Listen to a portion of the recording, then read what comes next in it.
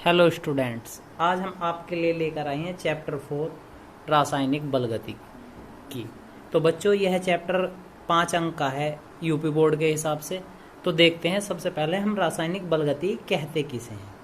तो रासायनिक बलगति की भौतिक रसायन विज्ञान की वह शाखा जिसके अंतर्गत रासायनिक अभिक्रियाओं के वेगों को प्रभावित करने वाले कारकों जैसे ताप, दाब, सांद्रण, उत्प्रेरक आदि और अभिक्रियाओं की क्रियाविधि का अध्ययन किया जाता है, रासायनिक बलगति की कहलाती है। यानी कि भौतिक रसायन विज्ञान की वह शाखा जिसके अंतर्गत रासायनिक अभिक्रियाओं के क्या बच्चों वेग को प्रभावित करने वाले कारक, जो वेग को प्रभावित कर रहे, वेग को प्रभावित मतलब बच्चों क्रिया कारक से क्रियाफल बनते समय सभी बच्चे जानते ही हैं।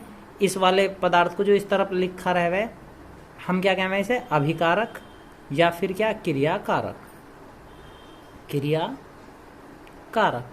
और जो तीर के निशान से दूसरी तरफ लिखा रहता है उसे क्या कहते हैं बच्चों, क्रियाफल या फिर क्या उत्पाद।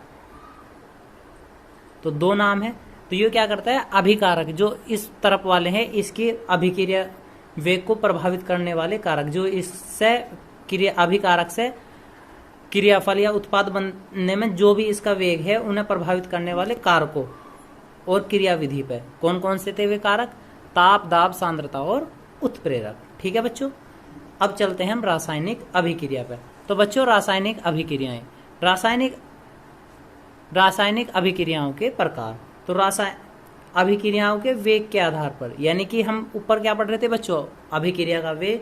तो वेग के आधार पर रासायनिक अभिक्रियाएं दो प्रकार की होती हैं। नंबर 1, आणविक अभिक्रियाएं। तो आणविक अभिक्रियाएं बच्चों कहते किसे हैं, तो देखते हैं आणविक अभिक्रियाएं।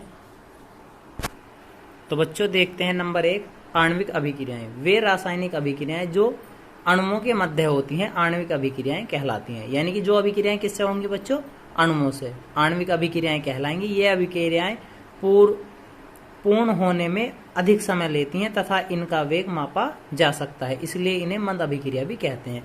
तो ये कैसी अभिक्रियाएं हैं बच्चों, आणविक अभिक्रियाएं। किनसे बनती हैं, अणुओं के मध्य बनती हैं। और ये अभिक्रियाएं पूर्ण होने में क्या करें बच्चों, बहुत ज्यादा समय लेने और अधिक समय लेने के कारण हम क्या कर सके, इनका वेग भी माप सकते हैं कि किस हिसाब से अभिक्रिया चल रही है। तो यह अभिक्रियाएं कैसी होती हैं, बहुत मंद गति से होती हैं, इसलिए इन्हें मंद अभिक्रिया भी कहते हैं। उदाहरण देखते हैं बच्चों, जैसे हमने लिया CH3COH और C2H5OH, यानी कि एसिटिक अम्ल और क्या एथिल अल्कोहल।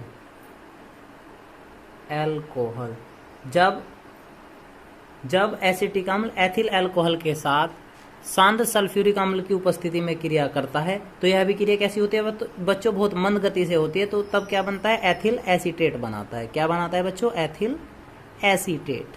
तो एथिल एसीटेट बनता है और प्लस में क्या कुछ जल भी बनता है। पर यह अभिक्रिया कैसी होती है बच्चों, बहुत मंद गति से होती है। तो इस अभिक्रिया को हम क्या कहते हैं, आणविक अभिक्रियाएं कहते हैं। देखते हैं नेक्स्ट टॉपिक इसका। तो बच्चों, वेग के आधार पर दूसरी अभिक्रिया है आयनिक अभिक्रिया। तो जैसे नाम से लग रहा कैसे, आयन वाली। तो वे अभिक्रियाएं जो आयनों के मध्य होती हैं। किसके मध्य होती हैं बच्चों, आयनों के। आयन कौन कौन से होते हैं, प्लस और माइनस। आयनिक अभिक्रिया कहलाती है। यह अभिक्रिया इतनी तीव्र गति से होती है कि इसका वेग मापा नहीं जा सकता, इसलिए इन्हें तीव्र अभिक्रिया भी कहते हैं। तो जो आपके आयनिक अभिक्रियाएं हैं ये कैसी होती हैं बच्चों, बहुत ज्यादा तीव्र गति से होती हैं, तो इसलिए इनका वेग हम माप नहीं सकते। जैसे उदाहरण के लिए हमने लिया Ag+ और Cl-, तो दोनों आपस में क्रिया करके क्या बना देंगे बच्चों, AgCl, यानी कि सिल्वर क्लोराइड। उम्मीद है आपको यहाँ तक समझ आ रहा होगा बच्चों।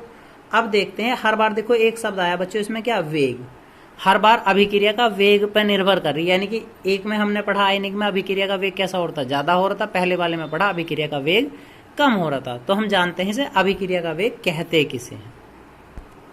तो बच्चों, अभिक्रिया का वेग या अभिक्रिया की दर, इसकी दो परिभाषाएं हैं। वह दर जिस पर समय के साथ साथ अभिकारक पदार्थों का सांद्रण परिवर्तित होता है, अभिक्रिया का वेग कहलाता है। यानी कि वह दर जिस पर समय के साथ अभिकारक पदार्थ, यानी कि कौन से वाला, क्रिया कारक वाले पदार्थ का सांद्रण कैसा हो, लगातार बच्चों बदलता रहे, ऐसी अभिक्रिया को क्या कहें हम, अभिक्रिया का वेग कहते हैं। इसकी एक परिभाषा हम दूसरे शब्दों में भी ले सकते हैं। क्या? एकांक समय में अभिकारक या उत्पाद की सांद्रता में हुए परिवर्तन को अभिक्रिया का वेग कहते हैं। एकांक समय में, यदि हम समय कैसा कर दें बच्चों, फिक्स कर दें, तो अभिकारक या उत्पाद की सांद्रता में, अभिकारक में जितना भी परिवर्तन हो रहा उसकी सांद्रता, अभिकारक की सांद्रता में जितना भी परिवर्तन हो रहा उसको हम क्या कहते हैं, अभिक्रिया का वेग या अभिक्रिया की दर कहते हैं। ठीक है बच्चों, अब इसे समझते हैं। तो बच्चों हम माना क्रियाकारक या अभिकारक की मात्रा कितनी ली हमने, x, t समय में क्रियाफल में बदल जा।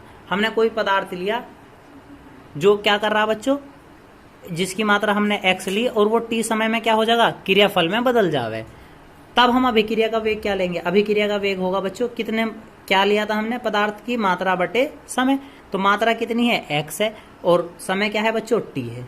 ठीक है, x बटे t। तो अभिक्रिया का वेग क्या बना बच्चों, x बटे t, यानी कि कितनी मात्रा थी और कितने समय में बदली या परिवर्तित हुई। तो अभिक्रिया का डिफरेंशिएशन करने पर, यदि हम इसका डिफरेंशिएशन करेंगे तो हम क्या करें, डिफरेंशिएशन में सभी बच्चे जानते हैं क्या करते हैं, डिफरेंशिएशन में d लिख देते हैं, d बटे dt। दोनों के आगे क्या करते हैं, d बटे dt, या फिर आप डेल भी लिख सकते हैं, del x upon del t। ठीक है बच्चों, अभिक्रिया का वेग का योग क्या है, अवकल रूप या अवकलन रूप है। ठीक है, अब देखते हैं दर स्थिरांक। तो बच्चों दर स्थिरांक कहते किसे हैं, तो दर स्थिरांक पढ़ने के लिए हम देखते हैं दर स्थिरांक या वेग स्थिरांक।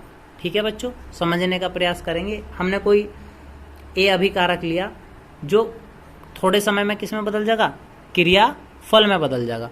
मान लिया हमने इस पदार्थ की कितनी मात्रा ली, शुरू में a ग्राम ली, प्रारंभिक मात्रा कितनी थी, a ग्राम। तो क्या जब हमने वो अभिक्रिया शुरू करी होगी, क्या क्रियाफल कुछ बना होगा प्रारंभ में, कुछ नहीं बना होगा। ठीक है बच्चों, तो कितना रहा होगा, 0। हमने करा t समय पश्चात, हम कुछ समय बाद चले, कितने समय पश्चात बच्चों, t समय पश्चात। हमने माना जो क्रियाफल बना कितना बना होगा, x ग्राम बन गया। क्रियाफल कितना बना बच्चों, x ग्राम। तो क्या होगा, जो हमारी प्रारंभिक मात्रा थी, प्रारंभ में मात्रा हमारे पास कितनी थी, a थी, तो a में से कितना बन गया, x बन गया। तो अब कितनी मात्रा बच गई प्रारंभ में, a माइनस x ग्राम। ठीक है बच्चों, फिर दोबारा समझेंगे। हमने प्रारंभिक यानी क्रियाकारक कितना लिया प्रारंभ में, a ग्राम, और क्रियाफल कितना बना होगा, 0। हम t समय पश्चात चले, तो t समय पश्चात हमने क्रियाफल की मात्रा कितनी ली, x। तो क्या होगा, प्रारंभिक मात्रा में से x हो जाएगा कम। ठीक है बच्चों, अब हम लिखते हैं द्रव्यानुपाती क्रिया के नियम से। हम द्रव्यानुपाती क्रिया का नियम से चलते हैं। आपने 11वीं क्लास में पढ़ा था द्रव्यानुपाती क्रिया का नियम। तो अभिक्रिया का वेग समानुपाती होगा किसके, अभिकारक की सांद्रता के। dx बटे dt समानुपाती है किसके, जितनी हमारे पास ये मात्रा बची। कितनी मात्रा थी बच्चों, a माइनस ax। ठीक है, तो dx बटे dt समानुपाती है a माइनस ax के। यहां से यदि हम इस समानुपाती के चिन्ह को हटाएंगे तो एक नियतांक ले लेंगे, सपोज कितना बच्चों, k। तो यहाँ क्या बनेगा, बराबर k a माइनस x, जहां k क्या है बच्चों, वेग स्थिरांक है। क्या है बच्चों, वेग स्थिरांक है। यदि हम a माइनस एक्स को कितना कह दें, 1 मोल पर लीटर कह दें, कितना कह दें बच्चों, 1 मोल पर लीटर, तो dx बटे dt कितने के बराबर हो जाएगा बच्चों, इसका मान कितना रख देंगे हम, 1 रख देंगे। जब 1 रखेंगे तो dx बटे dt कितना हो जाएगा बच्चों, k। ठीक है, तो इसके अनुसार हम अभिक्रिया के वेग और दर स्थिरांक की एक परिभाषा बनाते हैं। इससे देखते हैं। तो बच्चों परिभाषा बनती है, अतः स्थिर ताप पर, यदि ताप कैसा हो, स्थिर हो, जब अभिकारक की आणविक सांद्रता 1 मोल पर लीटर हो, तो ताप स्थिर हो और अभिकारक की आणविक सांद्रता कितनी हो बच्चों, 1 मोल पर लीटर हो, तो अभिक्रिया का वेग, तो वेग स्थिरांक अभिक्रिया का वेग कहलाता है। यानी कि यदि स्थिर ताप पर अभिकारक की आणविक सांद्रता 1 मोल पर लीटर हो तो वेग स्थिरांक अभिक्रिया का वेग कहलाता है। यानी कि यहाँ क्या हुआ था बच्चों, dx बटे dt किसके बराबर हो गया था, k के। कब, जब सांद्रता कितनी रही थी, 1 मोल पर लीटर रही थी। तो उम्मीद है बच्चों आपको आज का वीडियो पसंद आया होगा। यदि आपको कोई डिफिकल्टी है तो आप कमेंट बॉक्स में कमेंट करके पूछ सकते हैं, और हमारे चैनल को सब्सक्राइब करके हमारे आगे के वीडियो और पूर्व वाले वीडियो भी देख सकते हैं। धन्यवाद।